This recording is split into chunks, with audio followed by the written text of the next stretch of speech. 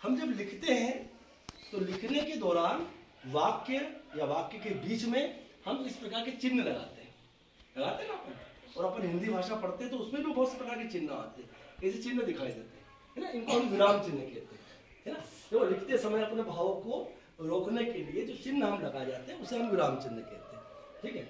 अब यहाँ अपन देखेंगे कि विराम चिन्ह बोला हमने, विराम चिन्ह देखो, विराम का मतलब क्या हुआ यहाँ पे, रुकना या ठहरना, है ना। इसको अपन कह सकते हैं स्टॉप, है ना।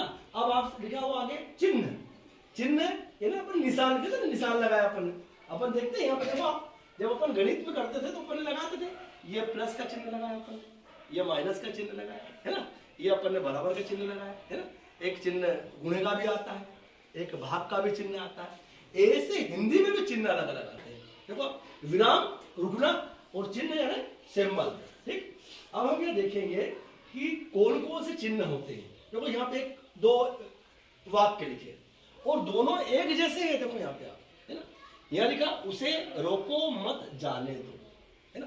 बाकी अभी थोड़ी देर के लिए अपन इसको नहीं माने, चिन्ह नहीं लगा होगा, है ना।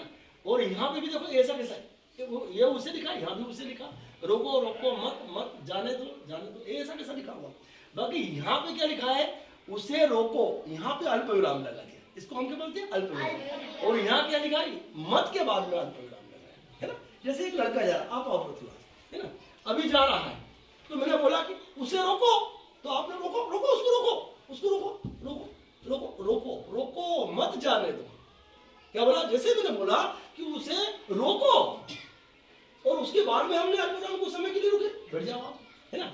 अब यहाँ पे फिर देखो, फिर वापस ये लड़का गया, अब ये जा रहा है, आप जाइए, है ना, उसे रोको मत जाने दो, उसे रोको मत जाने दो।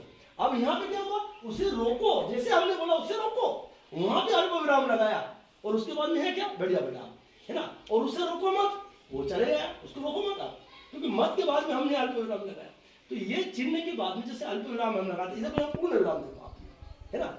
एक यहाँ पे लिखा है हर्ष कागदी पूरा रहता है, दूसरा वाक्य क्या लिखा हुआ है, खुशी प्रतिदिन विद्यालय आती है। जैसे वाक्य हमारा खत्म हुआ, जैसे सेंटेंस खत्म होता है और एक ये लकीर बन लगती है ना, खड़ी पाई कहते हैं इसको, ये वाला देखो, है ना। ये जो होता है ये पूर्ण विराम, वाक्य के पूरी तरह से समाप्त होने के बाद में ये चिन्ह लगता है ना। आगे देखते हैं अपन, ये चिन्ह देखो। अब मैंने जैसे आपसे पूछा और मैंने पूछा तो आप उसका उत्तर देने की कोशिश करोगे, हमारे जिले का क्या नाम है, हाँ। मैंने आपसे जैसे वाक्य पढ़ा मैंने, तो आपको ऐसा लगा कि सर हमसे कुछ पूछ रहे हैं, है ना। मैंने हमारे गांव का क्या नाम है, मैंने आपसे पूछा, ऐसा लग रहा है क्या नाम है। तो ये जो ऐसे जब वाक्य आते हैं और आखिरी में हम ये वाला चिन्ह लगाते हैं, तो ये चिन्ह क्या कहलाता है, प्रश्नवाचक। इसको बोलते हैं प्रश्नवाचक चिन्ह, है ना। जहाज महल कहाँ है, मतलब आपको ऐसा लगा इसको सुनने के बाद में कि हमसे कोई प्रश्न पूछ रहा है, आपको कैसा लगा कि हमसे प्रश्न पूछ रहा है ना। जैसे मैंने हर्ष को बोला, हर्ष खड़ा हुआ इधर, हर्ष हाँ हर्ष बताओ, एक प्रश्न पूछो किसी से भी, आप प्रश्न पूछो, आपका नाम क्या है, आपका नाम क्या है ना। अब जैसे इससे पूछा आपका नाम क्या है, तो इसको लगा कि हम मेरे से नाम पूछ रहा है, हाँ आप बताओ, पृथ्वीराज पटेल, बैठ जाओ आप, है ना। तो ऐसे हम कभी किसी से कभी प्रश्न पूछते हैं तो ये वाला जो चिन्ह लगता है ये प्रश्नवाचक चिन्ह बोलते हैं इसको, ठीक है। आगे देखो, इसको बोलते हैं हम अल्पविराम। अब यहाँ पे क्या लिखा हुआ, पढ़ो इसको ध्यान से,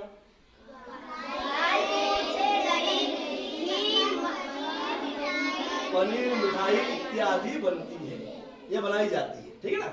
अब यह लिखा है दही घी मक्खन पनीर और मिठाई, इन सभी जो अलग अलग शब्द है ना, ये 2 अक्षर का शब्द है, ये 1 अक्षर का है, ये सब अलग अलग शब्द है, इनको अलग अलग कर दिया, किसने कर दिया, ये इसको क्या नाम है इसका, इसको कामा भी कहते हैं ना। फिर अर्धविराम भी आता है ना, बहुत सारे चिन्ह आते हैं। देखो एक चिन्ह ये भी आता है ना, विस्मयाबोधक, ये आश्चर्य, ऐसा होता है आश्चर्य हुआ, है ना। यहाँ पढ़िए, वाह कितने सुंदर लिखावट है, वाह।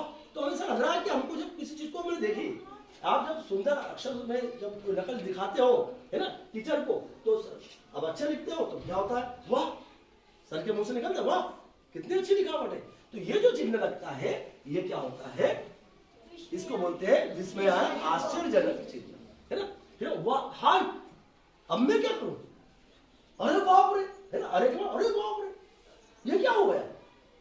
तो जब हमको कोई आश्चर्य होता है, जब ये वाला चिन्ह लगता है, तो इसको बोलते हैं विस्मयाबोधक या आश्चर्यजनक चिन्ह। ठीक है, और देखो आप, ये कोष्टक वाला 3 प्रकार के कोष्टक आते हैं, है ना। अपन गणित में रहा था, अपन ने देखा था ना, ये छोटा कोष्टक, ये मझला कोष्टक, ये बड़ा कोष्टक, है ना। जब हम हिंदी भाषा में पढ़ते हैं तो उसमें भी बहुत सारे कोष्टक आते हैं, है ना। ऐसे कोष्टक को क्या बोलते हैं? इसमें ना छोटा सा कोष्टक आता है, तो ये जो कोष्टक, इसको बोलते हैं कोष्टक चिन्ह, है ना।